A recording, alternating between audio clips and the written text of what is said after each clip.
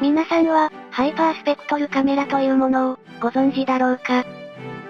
人が見ている世界の色は、いわゆる光の三原色、赤、緑、青の比率で表されています。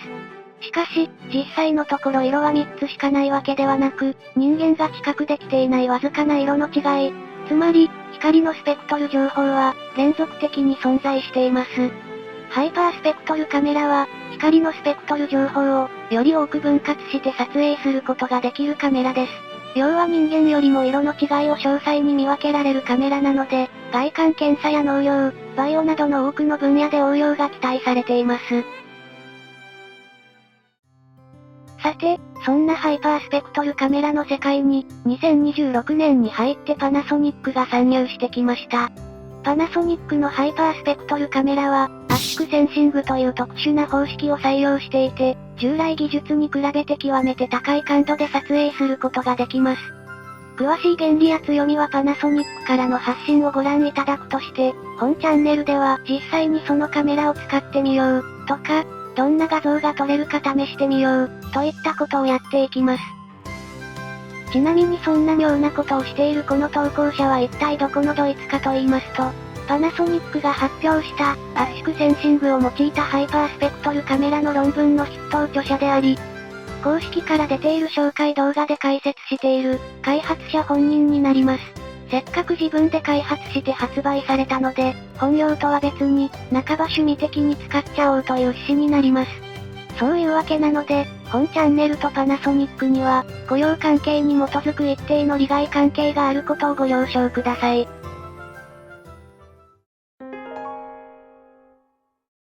さあそれでは本編に入っていきましょう。この届きたてほやほやのハイパースペクトルカメラ、AG-HSV10M を開封していきます。面白みのない名前だなとか言ってはいけない。包装は簡素な、というかもはやただの段ボールです。産業向けの製品ですからね。産業用の、というか B2B 製品です。間違っても個人で買うものではありません。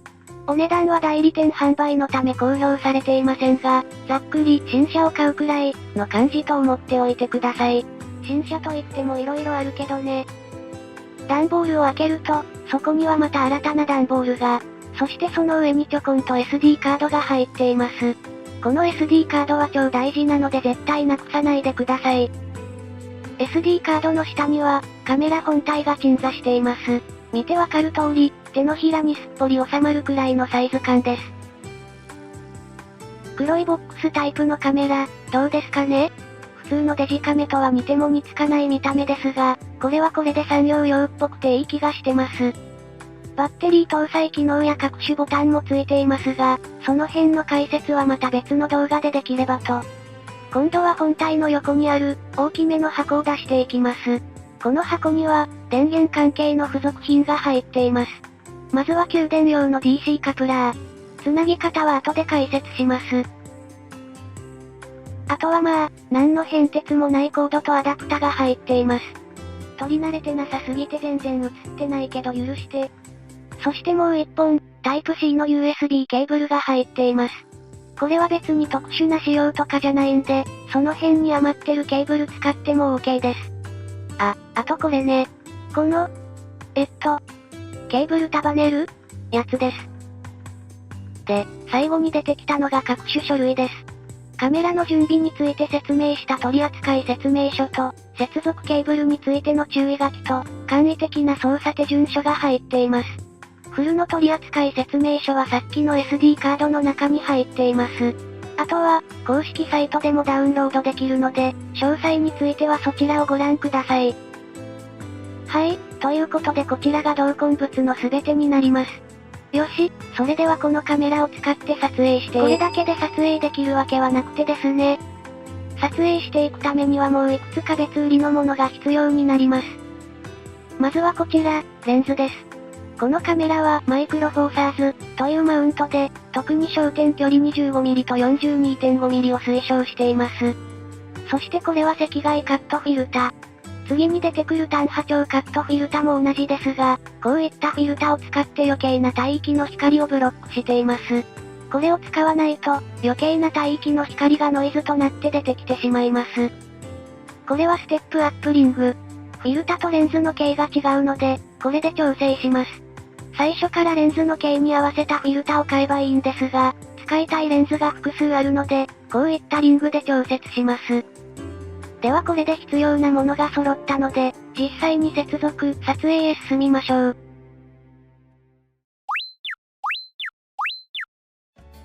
改めて、必要な部材を並べました。今回は、赤外カットフィルタをつけて、可視光領域で撮影してみます。レンズの取り付け方は、普通のデジカメと変わりません。レンズについてる赤ポチと、カメラ側の赤ポチを合わせて回しましょう。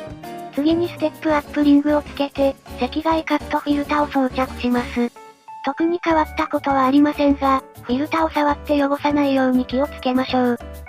レンズ周りはこれで OK です。次に電源コードをつないでいきます。まず、この DC カプラーを、本体背面に取り付けます。上から差し込んで、カチッ、と音が鳴るまで押し込んでください。次に、今付けた DC カプラーの先に、タイプ C の USB ケーブルをつなぎます。ケーブルの反対側は AC アダプターにつけて、電源コードをつなげたら完成です。バッテリー駆動もできますが、それはまた後日。今日はこの状態で使っていきます。ではテスト撮影に入りましょう。被写体はみんな大好きカラーチャートです。まずはソフトウェアの準備をしましょう。先ほど最初に取り出した SD カードを使います。この中にはご覧のような5つのフォルダが入っています。上から、カメラのマニュアル、キャリブレーションデータ、カメラ制御ソフト、ソフトのマニュアル、SD 系が入っています。マニュアル系は読んでもらうとして、ここではキャリブレーションデータと制御ソフトを使います。SD 系はコマンド制御するときに使うものなので、今回はスルーします。ソフトのインストールはインストーラーに従ってポチポチするだけなのでカット。まずはカメラを接続しましょう。先ほどの SD カードに入っていた、キャリブレーションデータをここで選択します。キャリブレーションデータは、撮影波長域、レンズ F 値、駆動モード、で分かれているので、適切なものを選びましょう。いつも使うモードを決めてしまえば楽ですが、それまではちょっと面倒かも。接続できたら、U、ボタンでもう画像が出てきます。ピントが合っていない時はワンショット AF をポチります。明るさの調整は、ワンプッシュ AE が楽です。ですが、このように撮影画像に赤い箇所があったら要注意。赤い箇所は白飛びしているところで、このままでは結果が正しく表示されません。露光時間を手入力で短くしましょう。リコンストラクト、ボタンを押すと、ハイパースペクトル画像が出てきます。波長情報を3つだけ取り出したものが、右上にカラー画像として表示されています。もうすでにハイパースペクトル画像になっているので、領域を切り出して表示すると、スペクトルデータを見ることができます。しかし、なんとなく色味が変ですよね。そんな時は白板補正をしましょう。全面を白で覆って画面全体で補正をするか、この動画のように一部の領域を白として認識し補正する方法があります。白として使う領域は、撮影画像ウィンドウで選択します。準備ができたら白板撮影ボタンを押しましょう。少し待つと、右上の画像がそれっぽく変化します。白として選択した領域を見てみると、確かにスペクトルが平らになっています。この補正によって、照明のばらつきやレンズ、センサの個体差が補正されます。表示されているスペクトルグラフは、CSV 形式で保存することができます。右上の画像で選択した領域の平均スペクトルになるので、空間情報は失われてしまいますが、簡単な検証にはむしろ扱いやすいこともあります。領域を選んだ順に、左からスペクトルが並んでいます。空間、波長のすべての情報を持った、本来のハイパースペクトルデータは、レコード、ボタンで保存します。レコード、がついている間、指定の保存先にマイフレームデータが保存されます。データはかなり重いので、保存しなくていいときは再生か保存をやめましょう。保存先には、このようにいくつかフォルダが生成されます。カメラ、フォルダにはセンサ出力が保存されて、リコンストラクト、フォルダにハイパースペクトルデータが保存されます。撮影したフレームごとにフォルダが分かれています。画像が全部真っ暗、これは撮影失敗ですね。というのはもちろん冗談で、しっかり撮影できています。センサが12ビット出力で Windows が8は16ビット表示なので、表示上真っ暗に見えているだけです。波長ごとに PNG 形式で保存された画像と、ハイパースペクトルデータでよく使われる ENVI という形式で保存されたデータが入っています。ひとまず、これで無事ハイパースペクトルデータを取ることができました。お疲れ様でした。ここまでご視聴いただきありがとうございました。今日ご紹介した製品は、ハイパースペクトルカメラで、感度と扱いやすさに特化した製品です。過去に類を見ない特徴のカメラですから、きっと今まで誰も見たことのないデータ、景色を見せてくれると思っています。このチャンネルでは、今後もこのカメラを使って、色々遊んでいこうと思っています。次回はバッテリーとモバイルモニターをつないで、外に持ち出して撮影できるようにしていきます。このチャンネルと、ハイパースペクトルカメラの今後にご期待ください。そして、ちょくちょく出てきたチャンネル名のリタンダスですが、投稿者の活動時の屋号となります。ライトプーエクスパンドアス。私たちを広げる光を縮めたもので、まだ見ぬ世界をたくさん見て可能性を広げていきたい、という気持ちを込めています。とりあえずは AG-HSV10M や取ったデータの紹介を考えていますので、温かく見守ってください。ということで、今回は以上となります。ご視聴ありがとうございました。